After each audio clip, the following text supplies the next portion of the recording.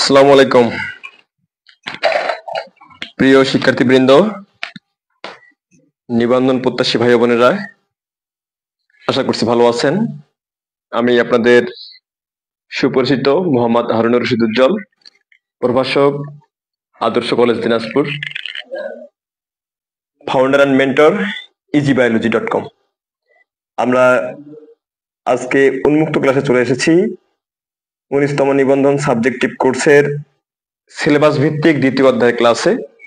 অর্থাৎ আমরা এর আগে অধ্যায় ভিত্তিক যে ক্লাস ছিল কোষ ও এর গঠন, কোষ বিভাজন সিলেবাস অনুসারে, সেটা কিন্তু আমরা সমাপ্ত করে ফেলেছি। আপনারা একটু কমেন্ট করে জানাবেন যে ভয়েস শুনতে কিংবা ভিডিও দেখতে কোনো সমস্যা হচ্ছে কিনা, এটা আপনাদের কাছ থেকে জানতে চাই। দ্বিতীয়ত আমরা এই মুহূর্তে দেখব যে 19তম নিবন্ধন আমরা যে টপিক অনুসারে, যে সিলেবাস অনুসারে চলছি, তার সিলেবাসটা আমরা দেখবো দ্বিতীয় অধ্যায়ের নাম হচ্ছে ট্যাক্সোনমি, অর্থাৎ শ্রেণীবিন্যাস বিদ্যা। এখানে যা আছে কনসেপ্ট অফ ট্যাক্সোনমি, অর্থাৎ শ্রেণীবিন্যাস বিদ্যার ধারণা, ক্লাসিফিকেশন অ্যান্ড নোমেনক্লেচার, শ্রেণীবিন্যাস এবং নামকরণের কনসেপ্ট বা ধারণা আছে। ক্লাসিফিকেশনের মধ্যে আর্টিফিশিয়াল ক্লাসিফিকেশন হিসেবে আছে থিওফ্রাস্টাসের শ্রেণীবিন্যাস, ন্যাচারাল ক্লাসিফিকেশনে আছে বেনথাম হুকারের শ্রেণীবিন্যাস, এবং ফাইলোজেনেটিক বা জাতিজনিক শ্রেণীবিন্যাসের মধ্যে আছে এংলার প্রান্ডলের শ্রেণীবিন্যাস। এটা সিলেবাস। এর পাশাপাশি 5 কিংডম ক্লাসিফিকেশন, অর্থাৎ হোয়াইট টেকার এবং মার্গলিসের শ্রেণীবিন্যাস যেটা আছে, পঞ্চরজের শ্রেণীবিন্যাস সেটা আছে এখানে। এবং প্রাণী জগতের শ্রেণীবিন্যাস হিসেবে এখানে আছে নন কর্ডেট আপ টু ফাইলা, অর্থাৎ অমেরুদণ্ডী প্রাণীর আপ টু ফাইলা পর পর্যন্ত শ্রেণীবিন্যাস, এবং কর্ডেট আপ টু ক্লাস, অর্থাৎ মেরুদণ্ডী এবং অমেরুদণ্ডী প্রাণীদের মধ্যে অমেরুদণ্ডীর হচ্ছে পর পর্যন্ত শ্রেণীবিন্যাস এবং মেরুদণ্ডীর শ্রেণী পর্যন্ত শ্রেণীবিন্যাস আমাদের দ্বিতীয় অধ্যায় তথা ক্লাসিফিকেশন অধ্যায়ের, ট্যাক্সোনমি অধ্যায়ের আলোচ্য বিষয়। আমি আশা করছি আপনাদের ভয়েস শুনতে এবং ভিডিও দেখতে কোনো প্রকার সমস্যা হচ্ছে না, এবং অনেকজন আপনারা সালাম জানিয়েছেন। সবার সালামে জবাব দিচ্ছে ওয়ালাইকুম সালাম। আমি আলহামদুলিল্লাহ ভালো আছি, আপনারাও ভালো আছেন। ঠিক আছে, আমাদের এই ক্লাসটি উপভোগ করছেন রূপা রানী দাস ম্যাডাম, সম্মানিত বিভাগীয় প্রধান, প্রাণীবিদ্যা বিভাগ, আদর্শ কলেজ দিনাজপুর। ম্যাডাম আপনাকে ওয়েলকাম। ওকে, এবং পাশাপাশি অন্য যারা ক্লাসের মধ্যে আছেন তাদেরকেও সাধুবাদ এবং শুভেচ্ছা জানিয়ে আমরা ক্লাস শুরু করছি। অর্থাৎ আমাদের যে এই ক্লাস আজকে দ্বিতীয় অধ্যায়ে যে ক্লাস শুরু হচ্ছে, সেই ক্লাসের টপিক হচ্ছে ক্লাসিফিকেশন এর যে বিদ্যা আমরা যেটা বলে থাকি সেটা হলো ট্যাক্সোনমি। আমাদের দ্বিতীয় অধ্যায়ের নাম হচ্ছে ট্যাক্সোনমি। ফার্স্টলি আমাদের জানা উচিত যে ট্যাক্সোনমি বলতে আমরা কি বুঝি। আমরা ট্যাক্সোনমি বলতে বুঝি এর বাংলা মিনিং বা পরিভাষা হলো শ্রেণীবিন্যাস বিদ্যা। আমরা কি বুঝি?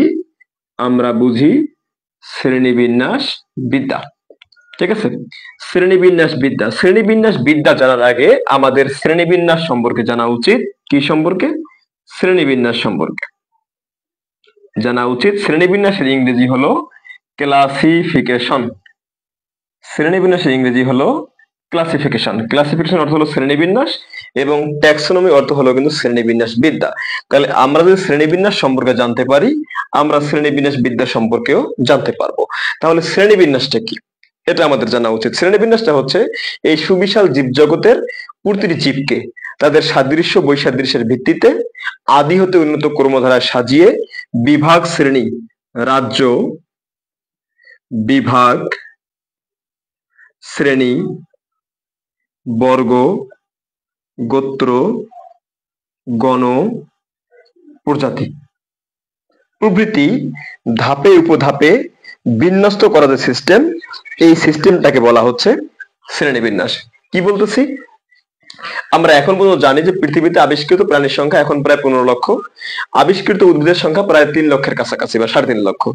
এই সবগুলা জীব, কিন্তু এদেরকে সহজে মনে রাখা, জ্ঞান অর্জন করা কিন্তু খুবই কঠিন। এই জ্ঞান অর্জনটা সবাইকে মনে রাখার জন্য, সবাইকে চেনা জানার জন্য যে সহজ পদ্ধতি আবিষ্কার করা হয়েছে, সেই যে পদ্ধতিটা সেটা হচ্ছে যে এই সুবিশাল জীবজগতের প্রতিটি জীবকে তাদের সাদৃশ্য বৈসাদৃশ্যের ভিত্তিতে অর্থাৎ মিল এবং অমিলের ভিত্তিতে আদি হতে উন্নত কর্মধারা সাজিয়ে রাজ্য, বিভাগ, শ্রেণী, বর্গ, গোত্র, গণ, প্রজাতি প্রভৃতি ধাপে উপধাপে যে বিন্যস্ত করার নিয়ম, এই নিয়মটাকে বলা হচ্ছে শ্রেণীবিন্যাস। কি বলা হচ্ছে এই নিয়মটাকে? এই নিয়মটাকে শ্রেণীবিন্যাস বলা হচ্ছে। এই যে শ্রেণীবিন্যাস যেটাকে বলা হচ্ছে, এই শ্রেণীবিন্যাসটা প্রথম করেছিলেন সুইডেনের আপসালা বিশ্ববিদ্যালয়ের অ্যানাটমির অধ্যাপক ক্যারোলাস লিনিয়াস। কি করেছিলেন? Carolus Linnaeus. ক্যারোলাস লিনিয়াস তিনি কি করেছিলেন? এই শ্রেণীবিন্যাস নিয়ে তিনি কিন্তু প্রথম বৈজ্ঞানিক ভাবে বা জীববৈজ্ঞানিক ভাবে তিনি আলোচনা পর্যালোচনা শুরু করেছিলেন। এ কারণে এই শ্রেণীবিন্যাসের জনক বলা হয়ে থাকে ক্যারোলাস লিনিয়াসকে। তাহলে আমরা আগে শ্রেণীবিন্যাসের সংজ্ঞা জানলাম। শ্রেণীবিন্যাস নিয়ে যে বৈজ্ঞানিক ভিত্তিতে যিনি আলোচনা করেছিলেন তার নাম ক্যারোলাস লিনিয়াস, এজন্য শ্রেণীবিন্যাসের জনক বলা হচ্ছে ক্যারোলাস লিনিয়াসকে। এবং জীববিজ্ঞানের যে শাখায় শ্রেণীবিন্যাস নিয়ে বিস্তারিত আলোচনা করা হয় তার নাম শ্রেণীবিন্যাস বিদ্যা বা ট্যাক্সোনমি। জীববিজ্ঞানের যে শাখায় শ্রেণীবিন্যাস নিয়ে বিস্তারিত আলোচনা করা হয় তার নাম শ্রেণীবিন্যাস বিদ্যা বা ট্যাক্সোনমি। এই শ্রেণীবিন্যাস বিদ্যা বা ট্যাক্সোনমির জনক হচ্ছে এই মহান ব্যক্তি ক্যারোলাস লিনিয়াস, যিনি সুইডেনের আপসালা বিশ্ববিদ্যালয়ের অ্যানাটমির অধ্যাপক ছিলেন। বোঝা গেছে?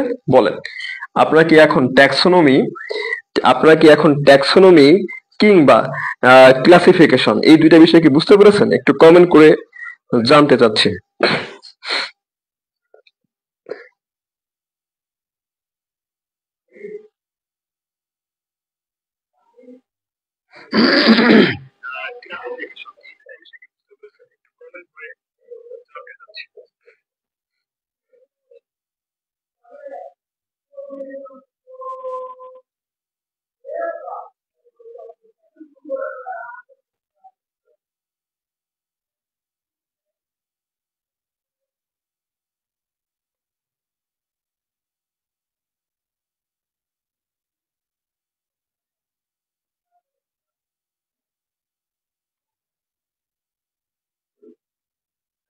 আপনাদের কমেন্ট পাচ্ছি না আমি।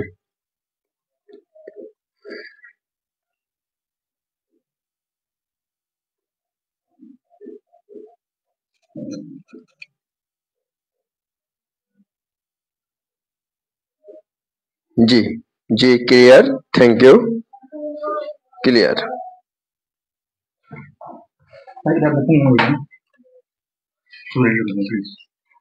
ক্লাস নিচ্ছিস কেন বসে তো এখান থেকে?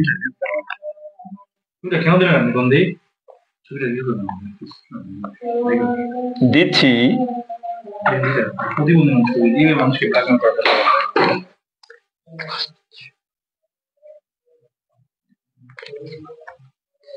ভাইয়া রে পাম্পে করছি। আরে ক্লাস দিচ্ছি আমি। এখনই দেন দিচ্ছি।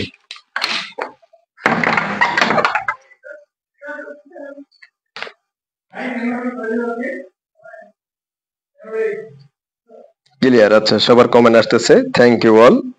আচ্ছা তাহলে আমরা সিলেবাস ভিত্তিক যদি এগোতে চাই, আমরা ট্যাক্সোনমির কনসেপ্ট পেয়েছি, ক্লাসিফিকেশনের কনসেপ্ট পেয়েছি এবং আমরা জেনেছি ট্যাক্সোনমির জনককে, ক্লাসিফিকেশনের জনককে আমরা কিন্তু টোটালি জেনে গেছি এই বিষয়গুলো। এখন এই যে আমরা যে ক্লাসিফিকেশন পড়তেছি এর কিন্তু বিভিন্ন প্রকারভেদ আছে যেটা আমাদের সিলেবাসের মধ্যে আছে। এই যে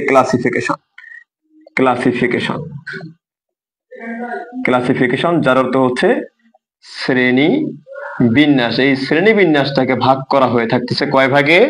শ্রেণী বিন্যাসকে ভাগ করা হয়ে থাকে 3 ভাগে। নাম্বার 1 কৃত্রিম শ্রেণী বিন্যাস,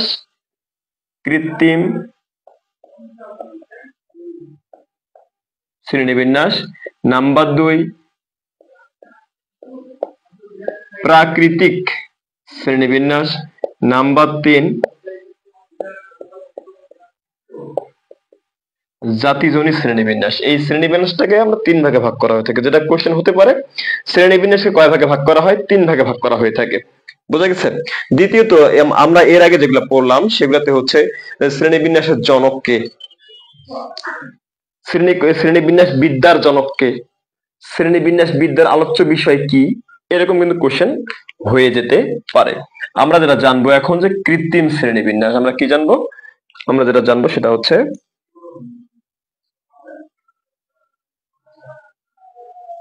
কৃত্রিম শ্রেণীবিন্যাস জানবো। তাহলে তার আগে আমরা যেটা বুঝতেছি সেটা হচ্ছে শ্রেণীবিন্যাস কত প্রকার।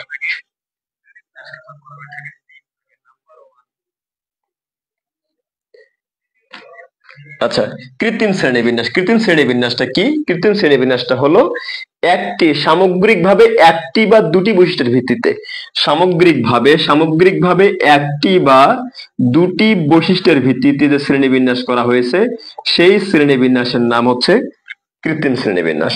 সামগ্রিকভাবে একটি বা দুটি বৈশিষ্ট্যের ভিত্তিতে যে শ্রেণীবিন্যাস করা হয়েছে সেটাকে বলা হচ্ছে কৃত্রিম শ্রেণীবিন্যাস। বিজ্ঞানী থিওফ্রাস্টাস, এরিস্টটল এমনকি যে লিনিয়াস আছেন, এই লিনিয়াসের শ্রেণীবিন্যাসটা হচ্ছে কৃত্রিম শ্রেণীবিন্যাস। বিজ্ঞানী থিওফ্রাস্টাস, বিজ্ঞানী এরিস্টটল এবং ক্যারোলাস লিনিয়াস নামক যে বিজ্ঞানী আছেন এদের শ্রেণীবিন্যাসটা হচ্ছে কৃত্রিম শ্রেণীবিন্যাস। এরা সামগ্রিকভাবে একটি বা দুটি বৈশিষ্ট্যের ভিত্তিতে তারা কি করেছিলেন? তারা হচ্ছে সমগ্র জীবজগৎকে শ্রেণীবিন্যস্ত করেছিলেন। এর মধ্যে এরিস্টটল যেটা হচ্ছে তিনি প্রথম শ্রেণীবিন্যাস রচনার প্রচেষ্টা করেন। তিনি সমগ্র জীবজগৎকে উদ্ভিদ এবং প্রাণী এই দুই ভাগে ভাগ করেন। কি করেন তিনি? সমগ্র জীবজগৎকে উদ্ভিদ এবং প্রাণী, তিনি এই শ্রেণীবিন্যাসটা করার চেষ্টা করেছিলেন। সমগ্র জীবজগৎকে উদ্ভিদ এবং প্রাণী এই দুই ভাগে ভাগ করেন কিন্তু হচ্ছে অ্যারিস্টটল। বোঝা গেছে? যদি বলা হয়ে থাকে সর্বপ্রথম শ্রেণীবিন্যাস কোন বিজ্ঞানী করেন, সেটা আমরা বলতে পারবো এরিস্টটল। শ্রেণীবিন্যাস দিয়েছেন যে, সেটা এরিস্টটল। শ্রেণীবিন্যাস নিয়ে গবেষণা, পর্যালোচনা এবং শ্রেণীবিন্যাস পদ্ধতি প্রণয়নের সূচনা করেছিলেন লিনিয়াস। এতে একটু পেস লাগায় না। আচ্ছা, তারপরে কি আছে? প্রাকৃতিক শ্রেণীবিন্যাস। প্রাকৃতিক শ্রেণীবিন্যাস হচ্ছে অঙ্গ সংস্থানিক বৈশিষ্ট্যের ভিত্তিতে, অঙ্গ সংস্থানিক বৈশিষ্ট্যের ভিত্তিতে, অঙ্গ সংস্থানিক বৈশিষ্ট্যের সাদৃশ্য বৈসাদৃশ্যের ভিত্তিতে যে শ্রেণীবিন্যাসটা হয়েছে সেটা হচ্ছে প্রাকৃতিক শ্রেণীবিন্যাস। অঙ্গ সংস্থানিক, কোন জীবের কি কি অর্গান আছে, কি কি অর্গান নাই, কোন কোন অর্গানের পরে কোন কোন অর্গান আছে। যেমন মানুষের ক্ষেত্রে আমরা বলে থাকি যে অননালীর পরে পাকস্থলী, তারপর ক্ষুদ্রান্ত, তারপর বৃহদন্ত্র সাজানো আছে। আমাদের কিডনি আছে কোমরের দিকে, তাই কিনা? বাম দিকে আছে আমাদের দেহের বাম দিকে আছে হাড়, ডান দিকে আছে যকৃৎ, চোখ দুটা।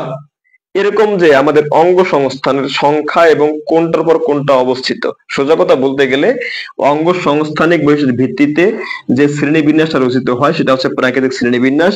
এই শ্রেণীবিন্যাসটা রচনা করেন সর্বজন গ্রহণযোগ্য মতামত ভাবে, সেটা হচ্ছে বেনথাম এবং হুকার। কি বিজ্ঞানীর নাম? বেনথাম এবং হুকার, দুজন বিজ্ঞানী সর্বজন গ্রহণযোগ্য একটি প্রাকৃতিক শ্রেণীবিন্যাস দিয়েছিলেন, যেটাকে আমরা বলে থাকি বেনথাম হুকারের শ্রেণীবিন্যাস। ঠিক আছে, এরপর হচ্ছে জাতিজনিক শ্রেণীবিন্যাস, আমরা এটাকে বলে থাকি আধুনিক শ্রেণীবিন্যাস। যেটাই জাতিজনিক শ্রেণীবিন্যাস সেটাই হচ্ছে আধুনিক শ্রেণীবিন্যাস। জাতিজনিক ইংরেজি হচ্ছে কি? ফাইলোজেনেটিক। ঠিক আছে, এখন এটা বলা হচ্ছে কাকে? যে বিবর্তনের ধারায়, জীবজগতের জীবসমূহের উৎপত্তির বিবর্তনের ধারায়, ঠিক আছে, বা বিবর্তনের ভিত্তিতে, বা আমরা বলে থাকি অভিব্যক্তির ভিত্তিতে আদি হতে উন্নত কর্মধারায় সাজিয়ে, আদি হতে উন্নত কর্মধারায় সাজিয়ে যে শ্রেণীবিন্যাস করা হয় তাকে বলা হচ্ছে জাতিজনী বা আধুনিক শ্রেণীবিন্যাস। জীবসমূহের উৎপত্তির বিবর্তনের উপর আদি হতে উন্নত কর্মধারায় সাজিয়ে, জীবসমূহের উৎপত্তির বিবর্তনের ভিত্তিতে, জীবসমূহের উৎপত্তির বিবর্তনের ভিত্তিতে অথবা জীবসমূহের উৎপত্তির অভিব্যক্তির ধারার ভিত্তিতে আদি হতে উন্নত কর্মধারায় সাজিয়ে, মানে প্রথম দিকে আদি জীব, শেষের দিকে হচ্ছে উন্নত জীব, আদি হতে উন্নত কর্মধারায় সাজিয়ে যে শ্রেণীবিন্যাসটা করা হয় এই শ্রেণীবিন্যাসটা হচ্ছে জীবজগতের জাতিজনী বা আধুনিক শ্রেণীবিন্যাস। কি শ্রেণীবিন্যাস? জাতিজনী বা আধুনিক শ্রেণীবিন্যাস। সবচেয়ে কমন কয়েকজন জাতিজনী বা আধুনিক শ্রেণীবিন্যাস ওলা ব্যক্তির নাম আমরা জানবো এখন। এটা হচ্ছে আমরা প্রথমে জানি অ্যাংলার প্রান্টল। এই দুজন ব্যক্তি দিয়েছিলেন জীবজগতের আধুনিক শ্রেণীবিন্যাস। এরপর দিয়েছিলেন হচ্ছে তাখতাজান, কি নাম? তাখতাজান। এরপর দিয়েছিলেন হাচিনসন বেসি, হাচিনসন বেসি। এরপর দিয়েছিলেন ক্রোনকুইস্ট, কে দিয়েছিলেন? ক্রোনকুইস্ট। প্রাণী জগতের জাতিজনী বা আধুনিক শ্রেণীবিন্যাস দিয়েছিলেন বিজ্ঞানী হিকম্যান, কি নাম? হিকম্যান। এই যে এই ব্যক্তিবর্গ যারা, তারা কি করেছিল? জাতিজনী বা আধুনিক শ্রেণীবিন্যাস তারা প্রদান করেছিলেন। ঠিক আছে, জাতিজনী বা আধুনিক শ্রেণীবিন্যাস প্রদান করেছিলেন। হ্যাঁ, আরজুমান তাকি আপু, হ্যাঁ আপনি ঠিক বলেছেন যে প্রাকৃতিক শ্রেণীবিন্যাসটা হলো অঙ্গ সংস্থানিক বৈশিষ্ট্যের ভিত্তিতে। এটাই হচ্ছে বেন্থাম হুকার। এভাবেই তো আমরা উপস্থাপন করেছি। যদি আমরা আরেকবার শুরু থেকে আসতে যাই, শ্রেণীবিন্যাস তিন প্রকার: কৃত্রিম শ্রেণীবিন্যাস, প্রাকৃতিক শ্রেণীবিন্যাস এবং জাতিজনী শ্রেণীবিন্যাস। কৃত্রিম শ্রেণীবিন্যাসটা হলো যে মিল সম্পন্ন একটি বা দুইটি বৈশিষ্ট্যের ভিত্তিতে, একটি বা দুইটি বৈশিষ্ট্যের সাদৃশ্য বৈসাদৃশ্যের ভিত্তিতে যে শ্রেণীবিন্যাস করা হয়েছে সেটা হচ্ছে কৃত্রিম শ্রেণীবিন্যাস। বিজ্ঞানী থিওফ্রাস্টাস, বিজ্ঞানী এরিস্টটল, বিজ্ঞানী লিনিয়াস তারা কি করেছিলেন? যে এই শ্রেণীবিন্যাসটা তারা প্রদান করেছিলেন। এর মধ্যে এরিস্টটল সমগ্র জীবজগৎকে উদ্ভিদ এবং প্রাণী এই দুই ভাগে ভাগ করেছিলেন। বুঝা গেছে? আচ্ছা, এরপর কি আছে? প্রাকৃতিক শ্রেণীবিন্যাস আছে যে অঙ্গ সংস্থানিক বৈশিষ্ট্যের সাদৃশ্য বৈসাদৃশ্যের ভিত্তিতে, অঙ্গ সংস্থানিক বৈশিষ্ট্য, ঠিক আছে, সাদৃশ্য বৈসাদৃশ্যের ভিত্তিতে যে শ্রেণীবিন্যাসটা করা হয়েছে সেই শ্রেণীবিন্যাসের নাম হচ্ছে প্রাকৃতিক শ্রেণীবিন্যাস। এই প্রাকৃতিক শ্রেণীবিন্যাসের মধ্যে সর্বজন গ্রহণযোগ্য শ্রেণীবিন্যাসটা হচ্ছে বিজ্ঞানী বেন্থাম এবং হুকার, জর্জ বেন্থাম এবং স্যার জোসেফ ডাল্টন হুকারের শ্রেণীবিন্যাসটা হচ্ছে প্রাকৃতিক শ্রেণীবিন্যাস। 3 নম্বরে কি আছে? জাতিজনী বা আধুনিক শ্রেণীবিন্যাস। জীবসমূহের উৎপত্তির বিবর্তনের ভিত্তিতে, জীবসমূহের উৎপত্তির বিবর্তনের ভিত্তিতে অথবা জীবসমূহের উৎপত্তির অভিব্যক্তির ভিত্তিতে আদি হতে উন্নত ক্রমধারায় সাজিয়ে যে শ্রেণীবিন্যাসটা করা হয়েছে সেটা হচ্ছে জাতিজনী বা আধুনিক শ্রেণীবিন্যাস। বিজ্ঞানী এংলার প্রান্টল, তাখতাজান, হাচিনসন বেসি, ক্রোনকুইস্ট, স্মিথ, আরো অসংখ্য নাম কিন্তু আছে, অ্যালেক্সোপৌলাস মিমস, অনেক বিজ্ঞানী আছে, ফিস, এরকম অনেক বিজ্ঞানী আছে, তারা এই শ্রেণীবিন্যাস করেছিলেন প্রাণী জগতের মধ্যে। আমরা এটাকে এখনকার সময় সবাই কি করি? আমরা যে হিকম্যানের শ্রেণীবিন্যাসটা মেনে চলার চেষ্টা করি। এই যে ব্যক্তিবর্গ যারা বিজ্ঞানী যারা আছে তারা কিন্তু প্রত্যেকে কি করছে? জাতিজনী বা আধুনিক শ্রেণীবিন্যাস প্রদান করেছে। একটু দ্রুত কমেন্ট করবেন যে এই যে জাতিজনী বা আধুনিক শ্রেণীবিন্যাস কিংবা প্রাকৃতিক শ্রেণীবিন্যাস কিংবা হচ্ছে কৃত্রিম শ্রেণীবিন্যাসে আপনাদের বুঝেন না এমন কোনো কিছু আছে কিনা, কোনো সমস্যা আছে কিনা, একটু দ্রুত কমেন্ট চাই আপনাদের।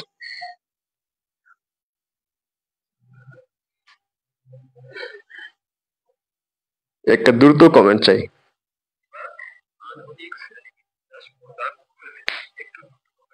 কৃত্রিমটা আরেকবার, হ্যাঁ করে ফেলেছি। কৃত্রিমটা বলেন, কোনো সমস্যা আছে কিনা বলেন। কৃত্রিম শ্রেণীবিন্যাসে কোনো সমস্যা আছে কিনা বলেন। স্যার আসসালামু আলাইকুম। ওয়ালাইকুম সালাম। স্যার বিশ্ব পুরুষ দিবসের শুভেচ্ছা। Thank you. আচ্ছা, আজকে হচ্ছে ওয়ার্ল্ড মেন্স ডে অর্থাৎ বিশ্ব পুরুষ দিবস। হ্যাঁ, বিশ্ব পুরুষ দিবসের পুরুষেরা তাদের জীবনের সর্বোচ্চটুকু দিয়ে পরিশ্রম করে পরিবারকে, সমাজকে, ব্যক্তি জীবনকে নির্বাহ করার চেষ্টা করেন, কিন্তু দিন শেষে এই পুরুষদেরকেই গ্লানির বোঝা বয়ে বেড়াইতে হয়, সকল কিছুর দায়ভার বহন করতে হয়। তবুও বিশ্ব পুরুষ দিবসের শুভেচ্ছা আপনাদের সবাইকে। প্রবলেম নাই, no problem, no problem, clear clear, thank you all. কোনো সমস্যা থাকলে অবশ্যই আপনাদেরকে উপস্থাপন করতে হবে এবং করতেই হবে। আলহামদুলিল্লাহ, ক্লিয়ার।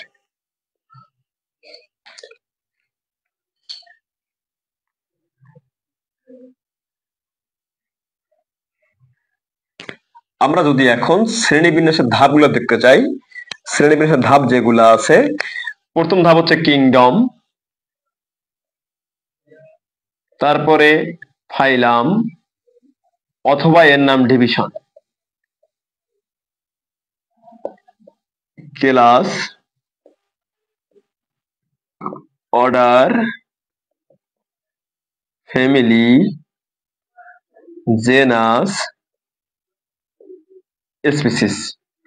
এই হচ্ছে শ্রেণীবিন্যাসের মোট ধাপ বা একক। 1, 2, 3, 4, 5, 6, 7টি শ্রেণীবিন্যাসের একক বা ধাপ কতটি তাহলে? 7টি। সবচেয়ে বড় একক বা বড় ধাপ কিংডম। কি নাম? কিংডম বা হচ্ছে রাজ্য। ছোট একক বা ধাপ হচ্ছে প্রজাতি অথবা কি? স্পিসিস। ঠিক আছে, এখানে একটা গুরুত্বপূর্ণ পয়েন্ট হচ্ছে এই শ্রেণীবিন্যাসের প্রতিটি ধাপ বা একককে শ্রেণীবিন্যাসের ভাষায় বলা হয় ট্যাক্সন। কি বলা হয়?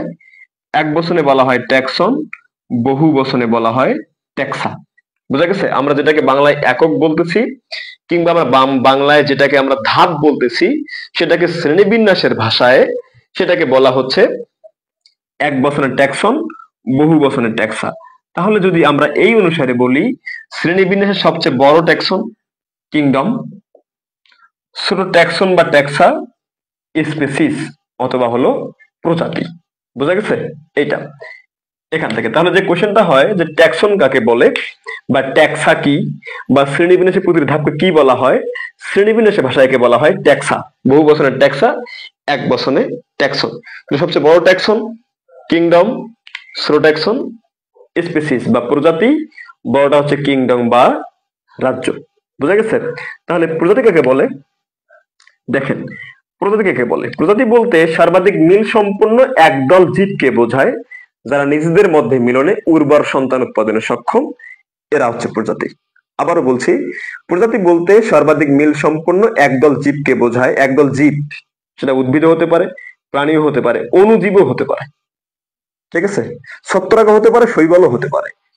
প্রজাতি বলতে সর্বাধিক মিল সম্পন্ন একদল জীবকে বোঝায় যারা নিজেদের মধ্যে মিলনে উর্বর সন্তান উৎপাদনে সক্ষম কিন্তু অন্যদের সাথে মিলনে উর্বর সন্তান উৎপাদনে সক্ষম নয়। যেমন গরু এবং গরু ক্রসের ফলে আমরা গরু পেতে পারি, তাই গরুটা হচ্ছে একটা প্রজাতি। কিন্তু গরু এবং ছাগলের সাথে মিলনে কিন্তু সন্তান আসবে না, বিকজ গরু এবং ছাগল কিন্তু এরা পরস্পরের আলাদা প্রজাতি। বোঝা গেছে? এখন বেশ কিছু প্রজাতি মিলে একটা গণ বা জেনাস, বেশ কিছু জেনাস মিলে একটা ফ্যামিলি বা পরিবার, বা আমরা এটাকে বলি হচ্ছে গোত্র, বেশ কিছু ফ্যামিলি মিলে একটা অর্ডার বা হচ্ছে বর্গ, বেশ কিছু বর্গ মিলে একটা ক্লাস, বেশ কিছু ক্লাস মিলে একটা হচ্ছে ফাইলাম বা ডিভিশন, সবগুলো ফাইলাম বা ডিভিশন মিলে একটা হচ্ছে কিংডম। এটা এর ভিত্তিতে আমরা বলতেছি সবচেয়ে বড় হচ্ছে কিংডম বা রাজ্য, সবচেয়ে ছোট হলো হচ্ছে প্রজাতি বা স্পেসিস। এখানে একটা ধরন দেখবেন, আমি কিন্তু লেখার সময় তুলনামূলক ভাবে একটা পর একটা লেখার সময় কিন্তু একটু ডান দিকে চাপিয়ে লিখেছি। এটা কিন্তু শ্রেণীবিন্যাস লেখার নিয়ম। যখন আপনি কিংডম থেকে ফাইলামে যাবেন ডান দিকে চাপিয়ে লিখতে হবে, ফাইলাম থেকে যখন ক্লাসে যাবেন একটু ডান দিকে চাপিয়ে লিখতে হবে, ক্লাস থেকে যখন অর্ডারে যাবেন একটু ডান দিকে চাপিয়ে লিখতে হবে। এটা কিন্তু শ্রেণীবিন্যাস লেখার কিন্তু প্রসেস হচ্ছে এটা। সুতরাং আমরা এতক্ষণ পর্যন্ত যে আলোচনাগুলো করলাম এখান থেকে যে কোশ্চেনটা হতে পারে যে কোন বিজ্ঞানী প্রাকৃতিক শ্রেণীবিন্যাস দিয়েছেন, কোন বিজ্ঞানী জাতিজনিত শ্রেণীবিন্যাস দিয়েছেন, কোন বিজ্ঞানী কৃত্রিম শ্রেণীবিন্যাস দিয়েছেন, শ্রেণীবিন্যাসের জনককে, শ্রেণীবিন্যাস বিদ্যার জনককে, শ্রেণীবিন্যাসের মোট ধাপ কয়টি? 7টি। বড় ধাপ কি, ছোট ধাপ কি, কোশ্চেন হতে পারে। এবং যেটা হলো শ্রেণীবিন্যাসের প্রতিটি ধাপকে কি বলা হয়? ট্যাক্সন অথবা ট্যাক্সা বলা হয়ে থাকে। এখন আপনাদের একটু দ্রুত কমেন্ট চাই, কোনো সমস্যা আছে কিনা একটু দ্রুত কমেন্ট করবেন, আমরা নেক্সট টপিকে এগোতে পারি। একটু দ্রুত কমেন্ট করবেন, আমরা নেক্সট টপিকে এগোতে পারি, কোনো সমস্যা আছে কিনা। এবং আমাদের রিকোয়েস্ট হচ্ছে আপনারা যে পড়াশোনাগুলো করছেন অবশ্যই নিজের মন মতো করে নোট করে ফেলবেন। আমরা ক্লাসগুলো এমনভাবে উপস্থাপন করি যেন আপনাদের এই ক্লাসের মধ্যেই, আপনাদের জন্য ক্লাসের মধ্যেই 60 থেকে 70% পড়াশোনার জন্য ক্লাসেই শেষ হয়ে যায়। ঠিক আছে, বাকিটুকু আপনার পরিশ্রম করতে হবে। এটা আপনি করতে পারেন আপনার নোট করে, যেন পরবর্তীতে যে কোনো সমস্যা হলে ক্লাস ভিডিও না দেখে আপনি যেন আপনার নোট দেখে কি করতে পারেন, পড়াশোনাটাকে কভার করে ফেলতে পারেন। আমাদের যে হচ্ছে 19তম নিবন্ধনের সাবজেক্টিভ কোর্স চালু আছে, প্রভাষক উদ্ভিদ বিজ্ঞান, প্রভাষক প্রাণী বিজ্ঞান এবং সহকারী শিক্ষক জীববিজ্ঞান, যে 3টা কোর্স চালু আছে। আমাদের কোর্সগুলোতে এখনো ভর্তি চলছে। সহকারী শিক্ষক জীববিজ্ঞানে আমরা কেবলমাত্র দ্বিতীয় অধ্যায়ে আছি। প্রভাষক উদ্ভিদবিজ্ঞানে কেবল আমাদের প্রথম অধ্যায়ই চলছে, এবং প্রভাষক প্রাণীবিজ্ঞান এই কোর্সটা আমরা ইনশাআল্লাহ ডিসেম্বর 1 তারিখ থেকে শুরু করব। ঠিক আছে? এবং আমরা আমাদের কোর্সগুলোকে এমন ভাবে সাজাই বা এমন ভাবে উপস্থাপন করার চেষ্টা করি যেন আমাদের কোনো স্টুডেন্ট আমাদের কোর্স সম্পর্কে কোনো কোশ্চেন উপস্থাপন করতে না পারে। আলহামদুলিল্লাহ, আমরা যে বিগত সময় যে কোর্সগুলো আমরা উপস্থাপন করেছি 18তম নিবন্ধন থেকে শুরু করে 18তম নিবন্ধনের সহকারী শিক্ষক জীববিজ্ঞান, প্রভাষক উদ্ভিদবিজ্ঞান, প্রভাষক প্রাণীবিজ্ঞান, সেখানে 18তম নিবন্ধনের প্রভাষক প্রাণীবিজ্ঞান ছিল না, প্রভাষক উদ্ভিদবিজ্ঞান এবং সহকারী শিক্ষক জীববিজ্ঞান, সেখানে কোনো স্টুডেন্টের কোনো কোশ্চেন আমাদের কোর্স সম্পর্কে করতে পারে না। আমরা এমনভাবে সার্ভিস প্রদান করেছিলাম। আমাদের এইচএসসি জীববিজ্ঞান অনলাইন কোর্স চালু আছে। আমরা 49তম বিসিএস এ সাবজেক্টিভ কোর্স চালিয়েছিলাম, সেখানেও আমাদের 132 জন স্টুডেন্ট আমাদের কোর্সে ভর্তি ছিলেন। তারাও আমাদের কোর্স সম্পর্কে কোনো প্রকার কোশ্চেন করতে বা কোশ্চেন তুলতে পারেন নাই। আমরা স্টুডেন্টদের সমস্যাগুলোকে আইডেন্টিফাই করতে পারি এবং সেই অনুসারে কাজ করতে পারি। এটা একটা বড় পাওয়া। দ্বিতীয়টা হচ্ছে স্টুডেন্টদের সমস্যা কোথায়, এটাকে আমরা সমস্যাটা সমাধান করার চেষ্টা করে থাকি এবং কোন কোন জায়গাটা গুরুত্বপূর্ণ, কোন কোন জায়গাটা পড়া উচিত, সেই হিসেবে আমরা চলতে পারি। ঠিক আছে? এর ফলাফলটা কোথায়? ফলাফলটা হচ্ছে 18তম নিবন্ধনে আমাদের 321 জন স্টুডেন্টের মধ্যে 290 জন সারা দেশের বিভিন্ন জেলায় উপজেলায় তারা ইতিমধ্যে কর্মরত আছে, এবং আমাদের ইজি বায়োলজি স্টুডেন্ট টিচার হিসাবে বাংলাদেশের 64টা জেলায় বিস্তৃত আছে। আমাদের দেশের এমন কোনো জেলা নাই যেখানে ইজি বায়োলজির হাতে তৈরি হওয়া কোনো টিচার নাই। এটা আমাদের একটা বড় পাওয়া, এবং তারা আমাদের প্রতি যথেষ্ট কৃতজ্ঞ, যথেষ্ট আন্তরিক। বিভিন্ন সময় বিভিন্ন জেলা থেকে ফোন আসে। এটা আমাদের বড় অ্যাচিভমেন্ট যে দেশের 24টা জেলাতেই 18তম নিবন্ধন থেকে ইজি বায়োলজির তৈরিকৃত শিক্ষকরা সারা দেশে চষে বেড়াচ্ছেন, তাদের জ্ঞানকে বিলিয়ে দিচ্ছেন দেশের স্বার্থে।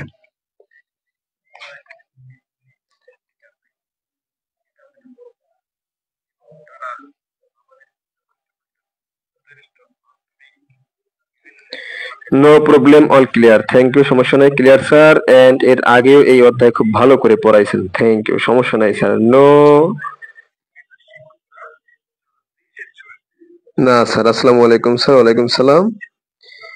সালাম দিলেন স্যার। ক্লাস 29 হবার কথা, কেন আপনি কি নোটিফিকেশন পান নাই? গ্রুপে দেখেন নাই? আপনি ভুলভাল কমেন্ট করলে কিন্তু ঠিক হয় না। আসলে গ্রুপে জানাই দিয়েছিল আজকে 8টায় হবে। হ্যাঁ, জানিয়ে দিয়েছিলাম। যেহেতু গতকালকে আমাদের ক্লাস ছিল না, আমরা কোনো কারণবশত গতকালকে ক্লাস উপস্থাপন করতে পারি নাই, সেই কারণে আমরা আজকে ক্লাসটাকে অ্যাডভান্স নিয়ে আসছি বিকজ আমাদের একাধিক ক্লাস আজকে পরিচালনা করতে হবে, সেই জন্য। ওকে, তাহলে আমরা যেতে পারি এখন আমাদের নেক্সট যে আলোচনা, সেটা হচ্ছে নোমেনক্লেচার নিয়ে। নোমেনক্লেচার, ক্লাসার না কিন্তু ক্লেচার, নোমেনক্লেচার এর নাম হচ্ছে কি, বাংলা নাম হচ্ছে নামকরণ। ঠিক আছে? এই সুবিশাল জীব জগতে তো বিস্তৃত বহু প্রাণী, তাই না?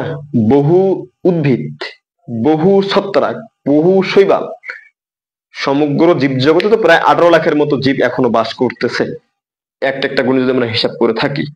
তাহলে সবাইকে সহজভাবে নাম মনে রাখার জন্য একটা পদ্ধতি আবিষ্কার করেছিলেন বিজ্ঞানী ক্যারোলাস লিনিয়াস। ঠিক আছে? জীবটাকে কি এমন একটা নামে আমরা আইডেন্টিফাই করব যেন সারা পৃথিবীতে এই নামটাতে সবাই চেনে। আমরা বাংলায় বলি মানুষ, ইংরেজিতে ম্যান, ওম্যান বা হিউম্যান যেটা বলেন, আরবিতে হচ্ছে ইনসান বা নাস, হিন্দিতে আদমি। সারা পৃথিবীতে এখন কতগুলা ভাষা, প্রতিটা ভাষায় প্রতিটা জীবকে আলাদাভাবে নামকরণ করা হচ্ছে বা ডাকা হচ্ছে বা চেনা হচ্ছে। এর ভিত্তিতে বিজ্ঞানী ক্যারোলাস লিনিয়াস চিন্তা করে দেখলেন যে আমি এমন একটা পদ্ধতি নিয়ে আসার চেষ্টা করি, এই পদ্ধতিতে যেন সারা বিশ্ব একটা জীবকে একই নামে চেনে। ঠিক আছে? তাহলে জীবসমূহকে একটা ইউনিক নামে, অদ্বিতীয় নামে নামকরণ বা চেনার যে পদ্ধতি, সেটা হচ্ছে নামকরণ। জীবসমূহকে বিশ্বব্যাপী একটি এক এবং অদ্বিতীয় নামে চেনা বা জানার যে পদ্ধতি, সেটা হচ্ছে নামকরণ। এইটাকে বলা হচ্ছে নোমেনক্লেচার। এর পদ্ধতি আছে দুইটা, একটা হলো দ্বিপদ নামকরণ,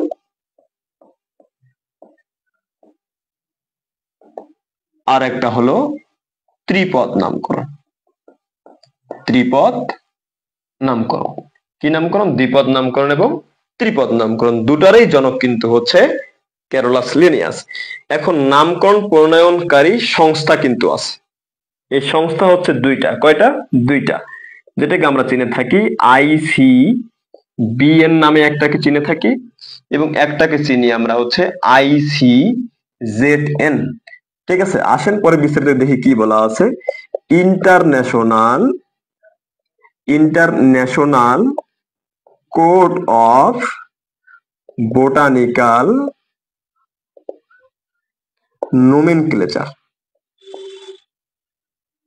নোমেনক্লেচার যারা কি করে?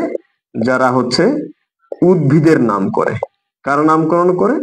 যারা হচ্ছে উদ্ভিদের নামকরণ করে। কারা? ICBN, international code of botanical nomenclature. তবে ব্যাপারটা হলো যে 2011 সালে এই ICBN এর নাম চেঞ্জ করে হয়ে গেছে ICN। কি নাম হয়ে গেছে? ICN। অর্থাৎ 2011 সালের আগ পর্যন্ত এই ছত্রাক, শৈবাল, ব্রায়োফাইট, ট্রিডোফাইট, নগ্নবীজি, আবৃতবীজি সবাইকেই মনে করা হতো এরা হচ্ছে একই, এরা হলো উদ্ভিদ। কিন্তু 2011 সালের পর থেকে আধুনিক বিশ্বে এখনকার সময় মনে করা হয়ে থাকে যে ছত্রাক এবং শৈবাল উদ্ভিদ প্রাণী থেকে সম্পূর্ণ আলাদা জীবগোষ্ঠী। বুঝা গেছে? এজন্য এদের নামকরণটা কি করা হয়েছে? নামকরণটা কিন্তু চেঞ্জ আনা হয়েছে। এই যে ICBN এর বর্তমান নাম হচ্ছে ICN, যার পূর্ণরূপ হলো international code of nomenclature for algae মানে শৈবাল, ফানজাই মানে ছত্রাক, অ্যান্ড প্লান্টস মানে হলো উদ্ভিদ। তাহলে কি বলতেছি? ICBN এর নাম চেঞ্জ হয়ে গেছে ICN কত সালে? 2011 সালে মেলবোর্ন ঘোষণার মাধ্যমে এই নামটা চেঞ্জ হয়ে গেছে ICN। ICBN এর পূর্ণরূপ ছিল international code of botanical nomenclature. এটা চেঞ্জ হয়ে এখন হয়ে গেছে ICN, যার পূর্ণরূপ international code of nomenclature for algae, fungi and plants. অর্থাৎ আন্তর্জাতিকভাবে শৈবাল, ছত্রাক এবং উদ্ভিদের নামকরণের নীতিমালা। বুঝা গেছে? এইটা তাহলে বলেন তো এখন ICBN এবং ICN বুঝেছেন কিনা? ICBN এবং ICN বুঝেছেন কিনা? ঠিক আছে, ইউসুফ শেখ ভাই, আপনি ক্লাসে আছেন, ক্লাস করতেছেন, ক্লাস নিয়ে কথা বলেন।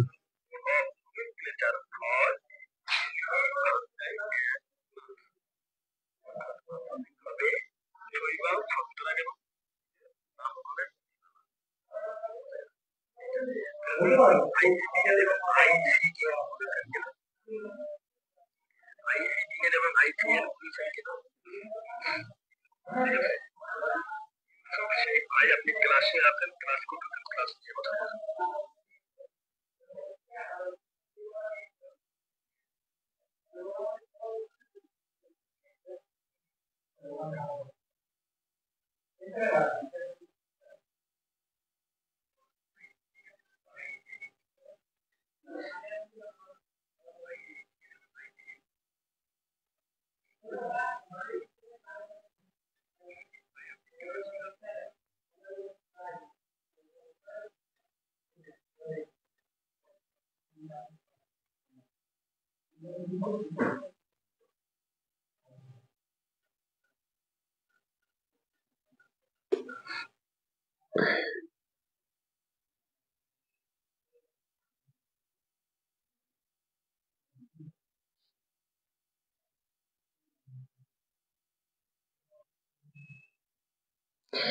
কি ঘোষণার মাধ্যমে চেঞ্জ হয়ে গেল? মেলবোর্ন ঘোষণা। মেলবোর্ন, অস্ট্রেলিয়ার একটা শহরের নাম হচ্ছে মেলবোর্ন।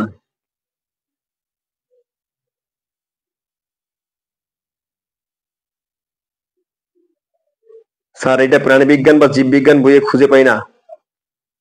ঠিক আছে, চোখে চশমা যেটা ইউজ করেন চশমাটা পাওয়ার বাড়িয়ে দিয়েন, অবশ্যই খুঁজে পাবেন।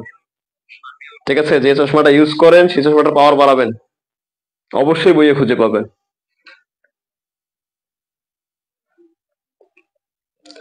তাহলে আমরা যে জিনিসটা বুঝলাম সেটা হচ্ছে যে ICBN এখন চেঞ্জ হয়ে গেছে ICN, এর নামকরণ পরিপূর্ণ রূপটাও চেঞ্জ হয়ে গেছে, সেটা আমরা জেনেছি। তাহলে আইসিবিএন আইসিএন নিয়ে সমস্যা নাই, এরা নামকরণ করে হচ্ছে আইসিএন এরা নামকরণ করে ছত্রাক, শৈবাল এবং উদ্ভিদের। আইসিবিএন নামকরণ করে উদ্ভিদের। এই যে আইসিজেডএন এরা নামকরণ করে প্রাণীর। কার নামকরণ করে? প্রাণীর। দেখেন কি বলা হচ্ছে, আইসিজেডএন এর পুনরূপ হচ্ছে international code of zoological nomenclature. International code of zoological nomenclature কার পূর্ণরূপ? এটা হচ্ছে আইসিজেডএন এর পূর্ণরূপ। এরা কি করে? এরা হচ্ছে প্রাণীর নামকরণটা করে থাকে। কার নামকরণ করে এরা নামকরণ করে হচ্ছে প্রাণীর। ঠিক আছে, আমরা এখন তাহলে যেতে পারি সরাসরি দ্বিপদ নামকরণ এবং ত্রিপদ নামকরণের ক্ষেত্রে। দ্বিপদ নামকরণ এবং ত্রিপদ নামকরণ। দ্বিপদ নামকরণটা কি? জীব জগতের প্রতিটি জীবকে গণ এবং প্রজাতি এই দুটি অংশে নামকরণের যে পদ্ধতি সেটা হচ্ছে দ্বিপদ নামকরণ। গণ আর কি প্রজাতি, এই দুইটা অংশে যে নামকরণের পদ্ধতি তার নাম হচ্ছে ত্রিপদ নামকরণ। যেমন হোমোসেপিয়েন্স, কার বৈজ্ঞানিক নাম? মানুষের বৈজ্ঞানিক নাম হোমোসেপিয়েন্স। ত্রিপদ নামকরণ কি? বৃহৎ গণের ক্ষেত্রে। বৃহৎ গণের ক্ষেত্রে কোন জীবের নামকরণে গণ, প্রজাতি এবং উপপ্রজাতি এই তিনটা অংশ যদি নামকরণ করা হয় তার নাম হচ্ছে ত্রিপদ নামকরণ। বৃহৎ গণের ক্ষেত্রে গণ, প্রজাতি এবং উপপ্রজাতি এই তিনটা অংশে নামকরণের যে পদ্ধতি তাকে বলা হচ্ছে ত্রিপদ নামকরণ। যেমন আমরা জানি চড়ুই পাখির বৈজ্ঞানিক নাম হচ্ছে পেসার ডোমেস্টিকাস, তাই না? Pacer domesticus. কিন্তু আমাদের ভারতীয় উপমহাদেশে যে চড়ুই পাখিটা পাওয়া যায় এর সাথে কিন্তু মূল চড়ুই পাখি যেটা আমরা যেটা বলে থাকি হচ্ছে ইউরোপীয় চড়ুই পাখি যেটা, তার কিন্তু একটা পার্থক্য আছে। এই পার্থক্যটার কারণে এটা হচ্ছে উপপ্রজাতি। এর নামটা হবে কি? Pacer domesticus niloticus. Pacer domesticus niloticus. দেখেন তিনটা অংশ হয়েছে।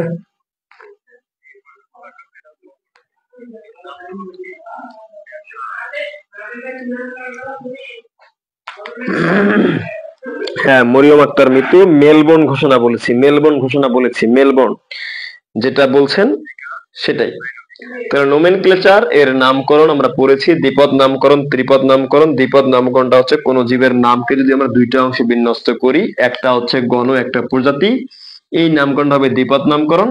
এবং বৃহৎ গণের ক্ষেত্রে যদি কোনো জীবের নামকরণকে আমরা গণ, প্রজাতি এবং উপপ্রজাতি এই তিনটা অংশে বিভক্ত করি আমরা একে বলবো ত্রিপদ নামকরণ। এক্সাম্পল যেটা হচ্ছে যে চড়ুই পাখির বৈজ্ঞানিক নাম হচ্ছে পেসার ডোমেস্টিকাস, তবে অন্যান্য বহির্বিশ্বের চড়ুই পাখির সাথে আমাদের ভারতীয় উপমহাদেশে যে চড়ুই পাখিটা পাওয়া যায় এর মধ্যে একটা কি বিস্তার একটু পার্থক্য আমরা পেয়ে থাকি। এই পার্থক্যটা পাওয়ার কারণে এটা হয়ে গেছে কি উপপ্রজাতি। এর নামটা হচ্ছে পেসার ডোমেস্টিকাস নাইলোটিকাস।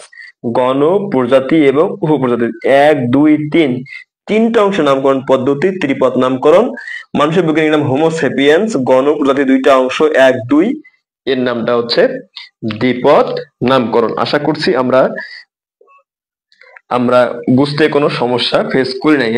এরকম হচ্ছে যে সিংহের ক্ষেত্রে আমরা যে ভারতীয় উপমহাদেশে যে সিংহটা পেয়ে থাকি এই সিংহ কিন্তু আফ্রিকান সিংহের সাথে একটু পার্থক্য আছে। এরকম এর নামটা হয়ে যায় প্যান্থেরা লিওপার্সিকা, একটু নামটা চেঞ্জ আসে। এখন দেখেন আমরা এখন দ্বিপদ নামকরণ করবো। মানুষের বৈজ্ঞানিক নাম কি? হোমোসেপিয়েন্স, তাই না? আমরা এই কথাটা দিয়ে আমরা শুধু এই এক্সাম্পলটা দিয়ে একটু দেখেন, এই এক্সাম্পলটা দিয়ে আমরা কি করতে পারবো? দ্বিপদ নামকরণ নিয়মগুলো মনে রাখতে পারবো। যেভাবে লিখছি একটু সেভাবে দেখবেন, যে হোমোসেপিয়েন্স আমি যেভাবে লিখছি একটু সেভাবে দেখার চেষ্টা করবেন। আচ্ছা, মানুষের বৈজ্ঞানিক নাম, মানুষের ইংরেজি নাম কি? হিউম্যান বা ম্যান, কিন্তু এখানে বলা আছে কি? হোমো। তো কথাটা কি ভিন্ন হয়ে গেল না? তার মানে এটা ইংরেজি ভাষা? কখনোই সে ইংরেজি ভাষা নয়। ফার্স্ট মনে রাখতে হবে দ্বিপদ নামকরণ হবে ল্যাটিন ভাষায়। কোন ভাষায়? নাম্বার 1, দ্বিপদ নামকরণ হবে ল্যাটিন ভাষায়। কোন ভাষায়? ল্যাটিন ভাষায় হবে। আপনারা একটু বলে দেন যে ল্যাটিন ভাষা বলতে আপনারা কোন ভাষাকে বোঝেন? ঠিক আছে, দ্বিপদ নামকরণকে ল্যাটিন ভাষায় হতে হবে। আপনারা একটু কমেন্টে জানান যে দ্বিপদ নামকরণ যে ল্যাটিন ভাষায় হবে, ল্যাটিন ভাষা বলতে আপনারা কোন কোন ভাষা বোঝেন। নাম্বার 2 আসেন, দ্বিপদ নামকরণে দুইটি অংশ থাকবে। কয়টা অংশ? দুইটা। একটা হচ্ছে গণ আর একটা হলো প্রজাতি। দ্বিপদ নামকরণে দুটি অংশ থাকবে, একটা হচ্ছে গণ, আর একটা এটা হলো কি প্রজাতি। হুম। নাম্বার 3, দ্বিপদ নামকে অনন্য হতে হবে। কি হতে হবে? অনন্য হতে হবে, মানে একটা নাম দিয়ে যেন একটাকেই বোঝায়।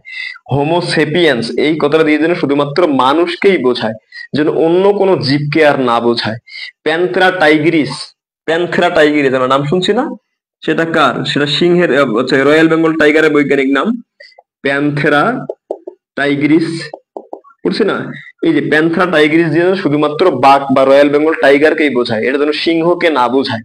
ঠিক আছে, এজন্য এটাকে কি হতে হবে? অনন্য হতে হবে। নাম্বার 4, দ্বিপদ নামকরণে প্রথম অক্ষর হবে বড় হাতের। প্রথম অক্ষর কি? এইচ বড় হাতের আছে না? বাকি সব হবে ছোট হাতের। দ্বিপদ নামকরণে প্রথম অক্ষর বড় হাতের হবে, বাকি সবগুলো হবে ছোট হাতের। নাম্বার 5, দ্বিপদ নামকরণকে যদি আমরা হাতে লিখি তাহলে গণর নিচে, প্রজাতির নিচে দাগ টানছি, দেখেন না দাগ টানছি না? দাগ টানছি, দাগ টানছি, আলাদা হবে, দাগ টানতে হবে। নাম্বার 6, দ্বিপদ নামকরণ যদি আমরা কম্পিউটার সহযোগে লিখি তাহলে অবশ্যই এটাকে ইটালিক হরফে লিখতে হবে। কোন হরফে লিখতে হবে? ইটালিক হরফে বা ইটালিক ফন্টে লিখতে হবে। ঠিক আছে, আপনাদের কারো কোনো কমেন্ট নাই? কথা কি কানে যায় না আপনাদের? এরকম কি যে আপনাদের কথা বলে আপনারা আপনাদের কথা কানে শোনা পান না এরকম? হ্যাঁ, আপনাদেরকে যে বলা হলো যে আপনারা ল্যাটিন ভাষা বলতে কি বুঝেন একটু কমেন্ট করে জানান। ঠিক আছে, আপনাদের কানে মনে হয় কথা কম প্রবেশ করে। এতগুলো স্টুডেন্ট পেড কোর্সে ভর্তি আছেন আপনারা 280 জনের মতো, একটার কি কথা কানে ঢোকে না যে কি কি করতে বলছি আমি?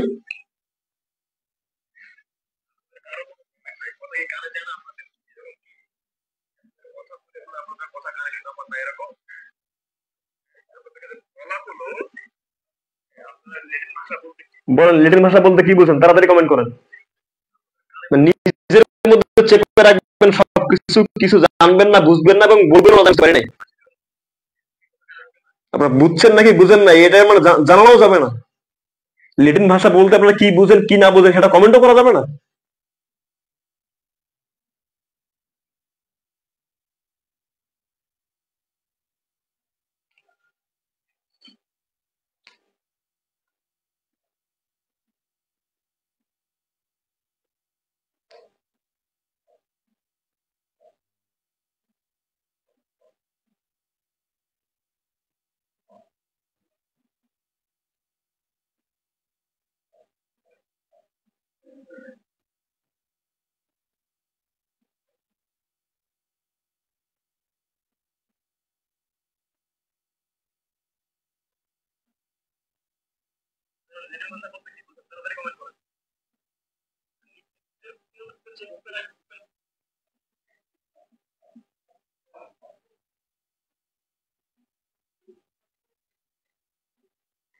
হুম, মানে একজন লিখছে ইতালি, বাকি সবাই কপি মারতেছে যে ল্যাটিন মানে ইতালি।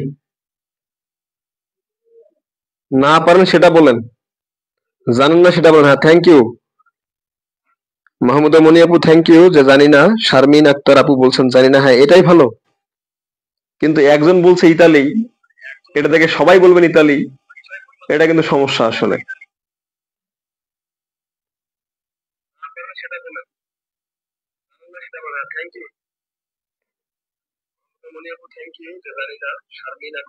হ্যাপি ইসলাম, ল্যাটিন হলো একটি প্রাচীন ইন্দো ইউরোপীয় ভাষা যা মূলত প্রাচীন রোম এবং পার্শ্ববর্তী লাতিউম অঞ্চলে প্রচলিত ছিল। ল্যাটিন ভাষা এখনো প্রচলিত আছে।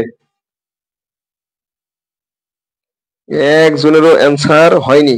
ঠিক আছে, ল্যাটিন ভাষা বলতে আমরা সোজাসুজি যেটা স্পষ্ট যেটা বুঝবো সেটা হচ্ছে আমরা ল্যাতিন আমেরিকা বলতে একটা মহাদেশকে বুঝি না?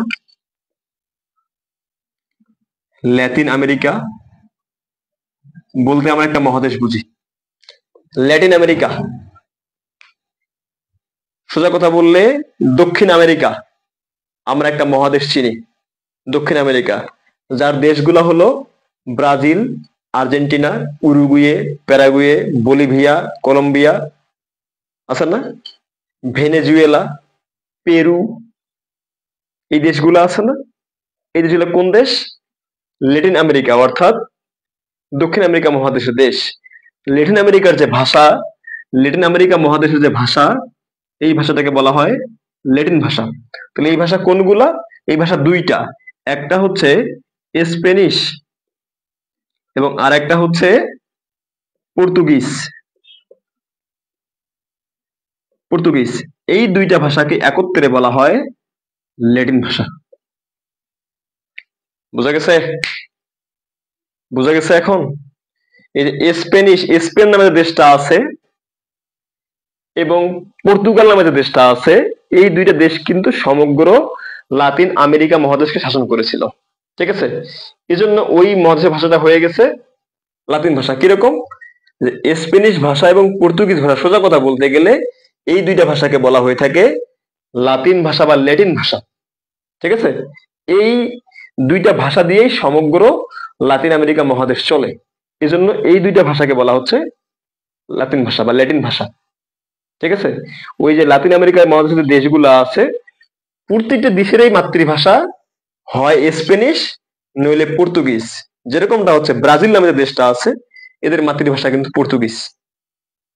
বোঝা গেছে এবার? লাতিন ভাষা বলতে কি আছে বুঝছেন আপনারা?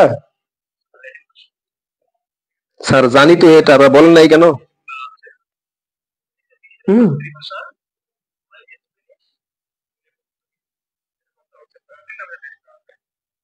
তাহলে আমরা এই যে এখন দেখেন নোমেনক্লেচারের মধ্যে, তো ল্যাটিন ভাষাটা আমরা বুঝছি, নোমেনক্লেচার লেখার নিয়ম, যে দ্বিপদ নামকরণের নিয়ম, ভাষাটা অবশ্যই কি দ্বিপদ নামকরণটা অবশ্যই ল্যাটিন ভাষায় হতে হবে। নাম্বার 2, দ্বিপদ নামকরণে দুইটা অংশ থাকবে, যে দ্বিপদ দুই অংশ, দুই পদ, একটা হচ্ছে গণ, প্রথমটা গণ, দ্বিতীয়টা হচ্ছে প্রজাতি। প্রথমটা গণ, দ্বিতীয়টা কি প্রজাতি। দ্বিপদ নামকরণটাকে অনন্য হতে হবে, যেন একটা নাম দিয়ে একটা জীবকেই বোঝায়, যেন অন্য কোনো জীবকে না বোঝায়। নাম্বার 4, দ্বিপদ নামকরণে প্রথম অক্ষর হয় বড় হাতের। দেখেন এখানে পি বড় হাতের না, প্রথম অক্ষর হয় বড় হাতের, বাকি সবকিছু হবে কোন হাতের? ছোট হাতের। দ্বিপদ নামকরণে প্রথম অক্ষর বড় হাতের হবে, বাকি সব হবে কোন হাতের? ছোট হাতের। নাম্বার 5 যদি আমরা বলি, দ্বিপদ নামকরণে যদি আমরা হাতে লিখি, এই যে আমরা হাতে লিখছি, কি লিখছি? যদি আমরা এখন লিখি প্যানথেরা লিও, প্যানথেরা লিও লিখছি, এই যে হাতে লিখলাম, গণের নিচে এবং প্রজাতির নিচে কি করতে হবে? আলাদা দাগ টানতে হবে, আমরা দাগ টেনে দিয়েছি। এবং দ্বিপদ নামকরণকে যদি আমরা কি করি, যদি হচ্ছে আমরা কম্পিউটার সহযোগে লিখি, তাহলে অবশ্যই ইটালিক হরফে বা ইটালিক ফন্টে লিখতে হবে। ওকে, আশা করি কোনো সমস্যা নাই। বুঝতে পেরেছেন কিনা একটু দ্রুত কমেন্ট করেন। ঠিক আছে? যদি ক্লাসটা ভালো লেগে থাকে সেক্ষেত্রে আপনারা ক্লাসটাকে শেয়ার করে রেখে দিতে পারেন, কোনো সমস্যা ভালো লাগে তাহলে। এই যে কনসেপ্ট যেগুলো ছিল, concept of taxonomy, concept of classification, concept of nomenclature, ঠিক আছে, যে কাইন্ড অফ ক্লাসিফিকেশন, আমরা কিন্তু এগুলো শেষ করছি। আমরা এখন যেতে পারি সরাসরি আর্টিফিশিয়াল ক্লাসিফিকেশনে।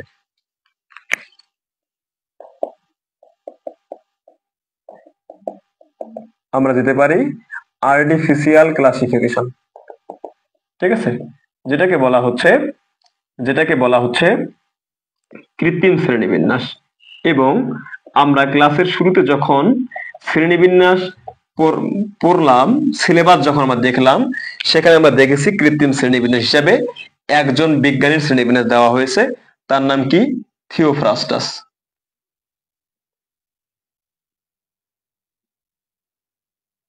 থিওফ্রাস্টাস এর শ্রেণীবিন্যাস কিন্তু আমাদের সিলেবাসে আছে, সুতরাং এনার শ্রেণীবিন্যাস আমাদের জানতে হবে। থিওফ্রাস্টাস হলো জীববিজ্ঞানের জনক এরিস্টটলের ছাত্র, যিনি আবার উদ্ভিদ বিজ্ঞানের জনক। ইনি হচ্ছেন উদ্ভিদ বিজ্ঞানের জনক। ঠিক আছে? এনার শিক্ষকের নাম কি? এরিস্টটল। তিনি কার জনক? তিনি হচ্ছেন রাষ্ট্রবিজ্ঞানের জনক, জীববিজ্ঞানের জনক, প্রাণী বিজ্ঞানের জনক, দর্শনের জনক, সবগুলাই পাবলিক। থিওফ্রাস্টাস উদ্ভিদ বিজ্ঞানের জনক এবং এরিস্টটল যিনি জীববিজ্ঞানের জনক তার ছাত্র ছিলেন। ঠিক আছে? এর নামটা কিন্তু আসলে এরকম ছিল না, তবে এই থিওফ্রাস্টাস তিনি ছোটবেলা থেকেই ভালো বক্তৃতা করতে পারতেন, ভালো বক্তব্য দিতে পারতেন, ভালো ভাষণ প্রদান করতে পারতেন। সেখান থেকে এই থিওফ্রাস্টাস নামটা কিন্তু চলে আসছে ওই জায়গা থেকে, ওনার এই গুণটার কারণে। তিনি ভালো ভাষণ দিতে পারতেন, ভালো বক্তব্য দিতে পারতেন, এখান থেকে কিন্তু এই নামটা এসছে। থিওফ্রাস্টাস কি করছে, তার একটা বইয়ের নাম ছিল, খুবই গুরুত্বপূর্ণ এই পয়েন্টটা, সেটা হচ্ছে এনকারি into plants. Enquiry into plants, সেটা হচ্ছে এই যে থিওফ্রাস্টাসের বই, যেটাকে আমরা এখনকার সময় বলে থাকি যে হিস্টোরিয়া প্লান্টারাম। হিস্টোরিয়া প্লান্টেরাম, প্লান্টেরাম, এই যে এটা হচ্ছে তার গ্রিক ভাষার বই, যেটাকে ইংলিশে বলা হয়ে থাকে যে ইনকারি ইনটু প্লান্টস। এই বইটা কিন্তু লিখেছিলেন থিওফ্রাস্টাস। তিনি এই বইয়ে তিনি উদ্ভিদের শ্রেণীবিন্যাস করেছিলেন। কার শ্রেণীবিন্যাস?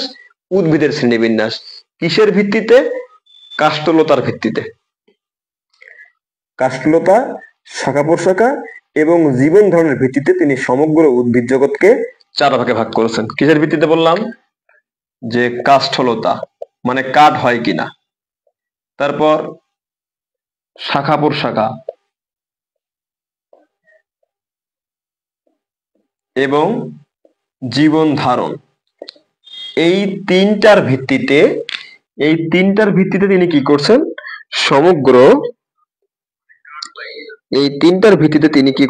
তিনি সমগ্র উদ্ভিদ জগৎকে মোট 4টা ভাগে ভাগ করেছিলেন।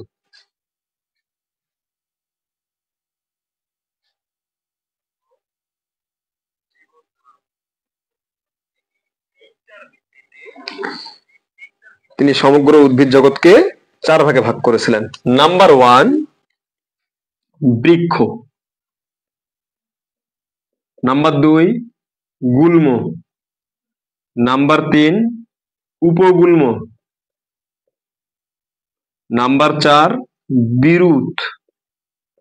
তিনি কি করেছিলেন? এই 4টা ভাগে ভাগ করেছিলেন। বৃক্ষ এর ইংরেজি হচ্ছে ট্রি, গুল্মর ইংরেজি হচ্ছে শ্রাব, উপগুল্ম আন্ডারশ্রাব, বিরুৎ মানে হচ্ছে এর ইংরেজি হচ্ছে হার্ব। আমরা যেটা বলি হার্বাল, মানে সেটা হচ্ছে উদ্ভিদ থেকে পাওয়া, বিরুৎ থেকে পাওয়া। কোন বিরুৎ? ঘাস জাতীয় উদ্ভিদকে বলা হচ্ছে বিরুৎ। ঠিক আছে। এই যে বৃক্ষ, বৃক্ষটা কি? যে সকল উদ্ভিদের একক কাণ্ড বিশিষ্ট, একক কাণ্ড বিশিষ্ট কাস্টল যে উদ্ভিদ, এগুলোকে বলা হচ্ছে বৃক্ষ। যেমন আম গাছ, কাঁঠাল গাছ, এর কাণ্ড একক কাণ্ড, ডালপালা শাখা প্রশাখা আছে, কাষ্ঠল মানে কাঠ দেয়, এরা হচ্ছে বৃক্ষ। তাহলে একক কাণ্ড বিশিষ্ট কাষ্ঠল শাখা প্রশাখা যুক্ত উদ্ভিদ মানে ডালপালা যার আছে, এগুলাকে বলা হচ্ছে বৃক্ষ। এক্সাম্পল আম গাছ ম্যাঙ্গিফেরা ইন্ডিকা, কাঁঠাল গাছ আর্টোকার্পাস হেটারোফাইলাস, নিম গাছ আজাডিরাক্টা ইন্ডিকা। ঠিক আছে। মেহগনি গাছ সুইটেনিয়া মেহাগনি, বোঝা গেছে? এগুলা কিন্তু, বা সেগুন গাছ টেকটোনা গ্রান্ডিস, এগুলা কিন্তু হচ্ছে বৃক্ষ, যাদের কাণ্ড একক, এই যে এরকম কাণ্ড, একক কাণ্ড, ডালপালা উপরে আছে, শাখা প্রশাখা আছে। ঠিক আছে। এরা কাঠ প্রদান করে, এটাকে বলা হচ্ছে বৃক্ষ। তাহলে গুল্ম কোনটা? গুল্মটা হচ্ছে এদের কাণ্ড একক নয়, এরা একক কাণ্ড বিশিষ্ট নয়, মানে এরকম কাণ্ড গুল্মের কিন্তু নয়। এদের কি আবার এই যে এখান থেকে নিচ থেকেই শাখা প্রশাখা আছে, আছে মানে এই যে এই কাণ্ড যেরকম, এই কাণ্ড সেরকম, এই কাণ্ড সেরকম, এই কাণ্ড সেরকম, এই কাণ্ড এরকম। এক্সাম্পল যে মানে প্রপারলি বলতে চাই, সেটা হচ্ছে লেবু গাছ। লেবু গাছটা হলো হচ্ছে গুল্ম, যে একক কাণ্ড বিশিষ্ট, একক কাণ্ডহীন, ডালপালা যুক্ত, শাখা প্রশাখা যুক্ত, ঝোপঝাড় বিশিষ্ট উদ্ভিদকে বলা হচ্ছে গুল্ম। এক্সাম্পল জবা, হিবিস্কাস রোজা সাইনেন্সিস, গোলাপ রোজা ইন্ডিকা। বোঝা গেছে? এরপর লেবু গাছ, এরা হচ্ছে গুল্ম জাতীয় উদ্ভিদ। কি জাতীয় উদ্ভিদ? গুল্ম জাতীয়। তাহলে উপগুল্মটা কি? উপগুল্ম যে গুল্মের চেয়ে আকারে ছোট, গুল্মের চেয়ে আকারে ছোট, একক কাণ্ড বিহীন, ডালপালা যুক্ত, শাখা প্রশাখা যুক্ত, ঝোপঝাড় বিশিষ্ট যে উদ্ভিদ, একে বলা হচ্ছে উপগুল্ম। এক্সাম্পল কলকাসুন্ধা। কি নাম?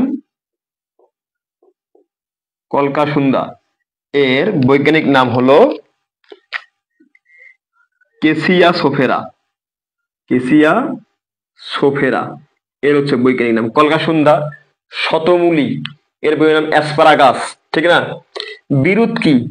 বিরুৎটা হলো নরম কাণ্ড বিশিষ্ট, নরম কাণ্ড বিশিষ্ট মিউসিলেস আবরণে পরিপূর্ণ পর্ব পর্ব মধ্যযুক্ত যে উদ্ভিদ সেগুলো হচ্ছে বিরুৎ। এর ইংরেজি নাম হলো হার্প, ইংরেজি নাম হার্প। আবারও বলছি, নরম কাণ্ড বিশিষ্ট, কি বিশিষ্ট? নরম কাণ্ড বিশিষ্ট, নরম কাণ্ড বিশিষ্ট মিউসিলেজে পরিপূর্ণ পর্ব এবং পরমধ্য বিশিষ্ট, পরবদ্ধ বাঁশ আছে না, বাঁশ, বাঁশে গিট আছে না, গিট, এই উদ্ভিদকে বলা হচ্ছে বিরুৎ। এর ইংরেজি নাম হলো হার্প, ইংরেজি নাম হার্প, বাংলা নাম হচ্ছে বিরুৎ। বুঝা গেল? এক্সাম্পল, ওয়ারাইজা সেটিভা ধান গাছ, জিয়ামেইস ভুট্টা গাছ, ট্রিটিকাম আইস্টিভাম গমের গাছ। সবচেয়ে বড় হার্প বা সবচেয়ে বড় বিরুৎ বা সবচেয়ে বড় ঘাস এটা হচ্ছে বাঁশ। তার নাম কি? বাঁশ। বৈজ্ঞানিক নাম ব্যাম্বুসা ব্যাম্বুস, ব্যাম্বুসা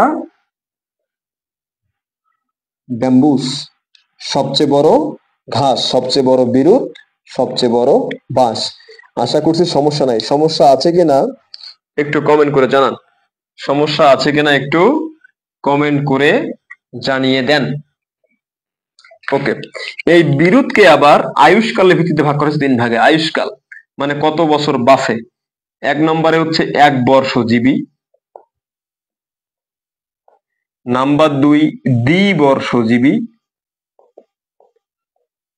নাম্বার 3 বহুবর্ষজীবী। বহুবর্ষজীবী যে সকল উদ্ভিদ 1 বছর বাঁচে বা একটা মৌসুম বা একটা সিজন বাঁচে তারা হচ্ছে 1 বর্ষজীবী। এক্সাম্পল, ওরাইজা সেটিভা মানে কি?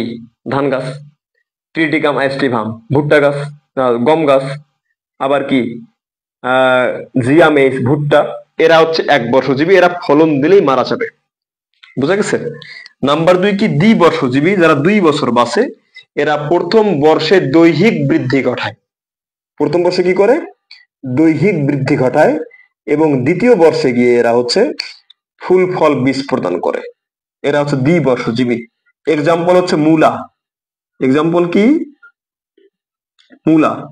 বৈজ্ঞানিক নাম রেফিনাস, রেফিনাস সেটিভা, রেফিনাস সেটিভা। এটা হচ্ছে দ্বিবর্ষজীবী হিসেবে মূলার বৈজ্ঞানিক নাম। এরপর আছে বহুবর্ষজীবী, যারা অনেক বছর বেঁচে থাকে, যেমন দূর্বা ঘাস, সাইনোডন, ড্যাকটাইলন, দূর্বা ঘাস।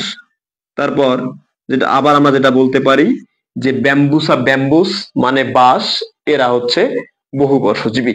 তাহলে আমরা আলোচনা করলাম, এটা হচ্ছে থিওফ্রাস্টাস, উদ্ভিদ বিজ্ঞানের জনক থিওফ্রাস্টাসের কৃত্রিম শ্রেণীবিন্যাস। তিনি সমগ্র উদ্ভিদ জগৎকে 4 ভাগে ভাগ করেছিলেন।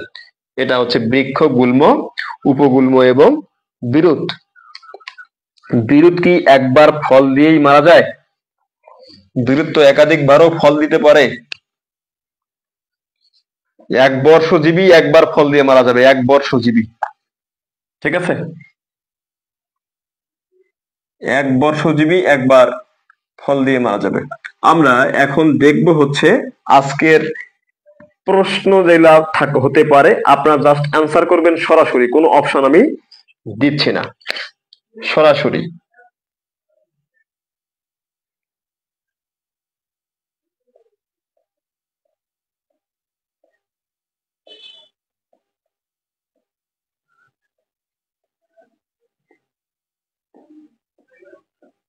সবার অ্যান্সার চাই যারা ক্লাস করতেছেন।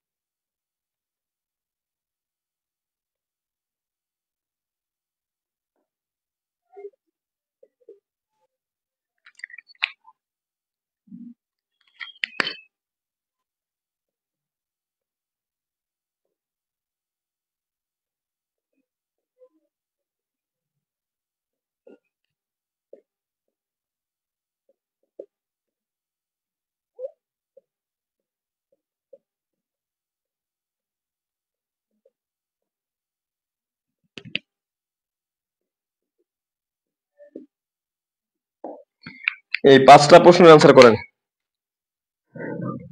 1 2 3 4 5 এভাবে অ্যান্সার করেন। 1 2 3 4 5 এভাবে অপশন দিয়ে অ্যান্সার করেন।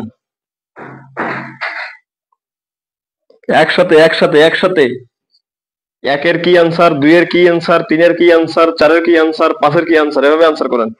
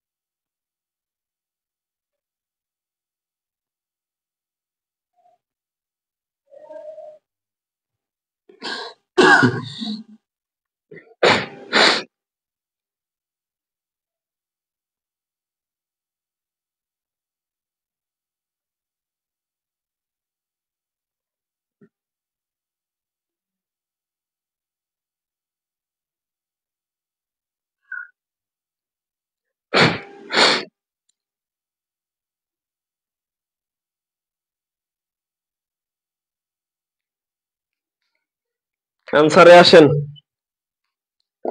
অ্যান্সার করা শেষই হচ্ছে না আপনাদের। শ্রেণীবিন্যাসে তার সময় কি বলা হয়? ট্যাক্সন বা ট্যাক্সা, তাই না? এক বছরের ট্যাক্সন, বহু বছরের ট্যাক্সা বলা হচ্ছে। আমরা যেগুলোকে বাংলায় বলি একক। শ্রেণীবিন্যাস কয় প্রকার? 3 প্রকার। কয় প্রকার? 3 প্রকার। কি কি?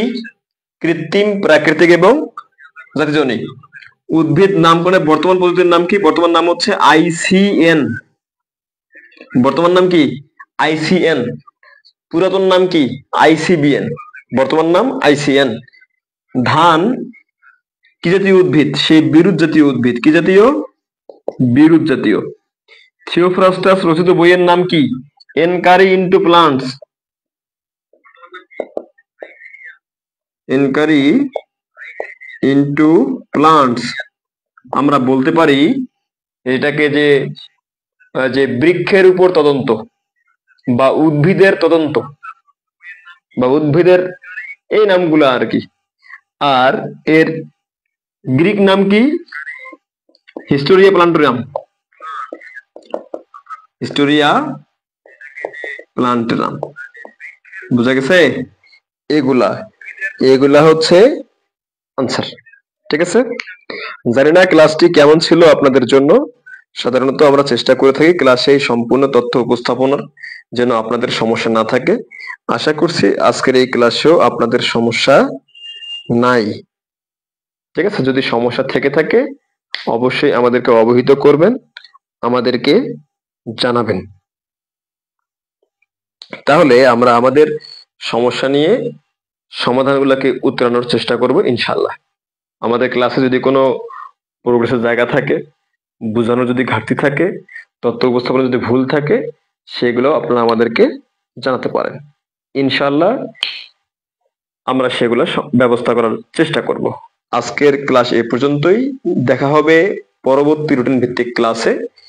ততদিন পর্যন্ত আপনাদের পড়াশোনা প্রস্তুতি চালিয়ে যাবেন। মনে রাখবেন, পরিশ্রম করলেই আপনি সফল হবেন। পরিশ্রম করবেন না, সফলতার আশা ছেড়ে দেন। সোজা কথা। পরিশ্রম করবেন না, আপনি এটা ছেড়ে দেন যে স্পষ্ট মেনে নেন যে আপনার দ্বারা কিছু হবে না। ঠিক আছে? আপনি অগাধ মেধাবী হতে পারেন, প্রচুর মেধাবী হতে পারেন, একবার দেখলেই পড়াশোনা হয়ে যায় এমনটাও হতে পারেন, কিন্তু পরিশ্রম করবেন না, আপনার এই মেধার কোনো মূল্য নেই। যদি আপনি আপনার নিজকে আসলেই একজন শিক্ষক হিসেবে দেখতে চান, একজন সফল ব্যক্তি হিসেবে মনে করতে চান, ঠিক আছে, যদি একটা নিজের আইডেন্টিটি তৈরি করতে চান, তাহলে পরিশ্রম করতে হবে। আর মনে রাখবেন, শিক্ষকতা এটা কোনো পেশা নয়, এটা সম্মানের জায়গা, এটা মর্যাদার জায়গা। এটা যেরকম সম্মান আছে, যেরকম মর্যাদা আছে, সেরকম আপনাকে পরিশ্রম করে নিজের মাথা খাটিয়ে দিনের ঘুম রাতে পেরে, রাতের ঘুম দিনে পেরে, মাথার ঘাম পায়ে ফেলে আপনাকে এই পর্যায়ে আসতে হবে। ঠিক আছে? কোনো কিছুই পরিশ্রম ছাড়া পাওয়া যাবে না, এবং আপনাকে অবশ্যই ধৈর্যশীল হতে হবে। যদি আপনি সফল হতে চান, তাহলে আপনার জন্য সফল হওয়ার পথ দুইটা, মানে সূত্র দুইটা। ঠিক আছে? পরিশ্রমী হতে হবে, নাম্বার 2 ধৈর্যশীল হতে হবে। এই দুইটা, কুত্তার মতো পরিশ্রম করতে হবে সফল হওয়ার জন্য। এমন অবস্থা হবে যে আমার চোখে ঘুম আসতেছে না, মানে আপনার পরিশ্রম করতে করতে এমন অবস্থা চলে আসবে যে আমি পড়াশোনার চাপে টেনশনে ঘুমাতে পারতেছি না। তাহলে আপনি সফল হবেন। ফোন চালিয়ে, ঘুরে ফিরে আড্ডা দিয়ে, বাপের টাকা নষ্ট করে, আড্ডাবাজি রংবাজি করে আপনি সফল কেন, সফলের সহ অর্জন করতে পারবেন না। ঠিক আছে? সফলতা অর্জন করে নিতে হয়। কেউ আপনাকে এই যে সফলতাটা হাতে এনে ধরিয়ে দিবে না। বুঝা গেছে? পরিশ্রম সঠিক পথে সফলভাবে করলে আপনি সফল হবেন। কিন্তু আপনারা তো এটা করতে চান না। আপনারা চান কি আমি ঘুরিয়ে, মানে এখন তো শীতকাল চলে আসছে, লেপের ভিতরে শুয়ে থাকবো, আর সফলতা কেউ এনে আমার মুখের সামনে ধরবে যে নে ধর সফলতা খা, তুই আজ থেকে সফল। এত সস্তা। আপনার এত হুঁশ হয় না, আপনার তো জ্ঞান হবে না। ঠিক আছে? যে জ্ঞান হয়ে থাকে, হুঁশ হয়ে থাকে, পরিশ্রম করে। এর বেশি কিছুই আমার বলার নেই। আমার কাজটুকু হচ্ছে সঠিক পথ দেখানো। আমি মনে করি আমি সেই সঠিক পথটাতে আছি, যার মাধ্যমে একটা আমি ভালো ডিরেকশন আপনাদেরকে দিতে পারতেছি। যদি আপনাদের মনে হয় ডিরেকশন সঠিক না, আমাদেরকে জানান, আমরা সমাধানের চেষ্টা করবো ইনশাল্লাহ। আজকে এই পর্যন্তই, অনেক কথা বললাম। দেখা হয় বিজয় ইনশাল্লাহ। আল্লাহ হাফেজ, আসসালামু আলাইকুম।